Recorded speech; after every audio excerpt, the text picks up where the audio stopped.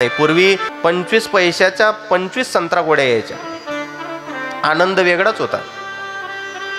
एकच गोडी शाळेमध्ये न्यायची, आपल्या शर्टाच्या शेवटच्या बटनाच्या खालच्या कोपऱ्याला ती गोडी घ्यायची, तोंडामध्ये फोडायची, तुकडे करायचे, हातामध्ये 4 तुकडे ठेवायचे, मित्रांच्या समोर पकडायची, तुला वाटेल तो घे.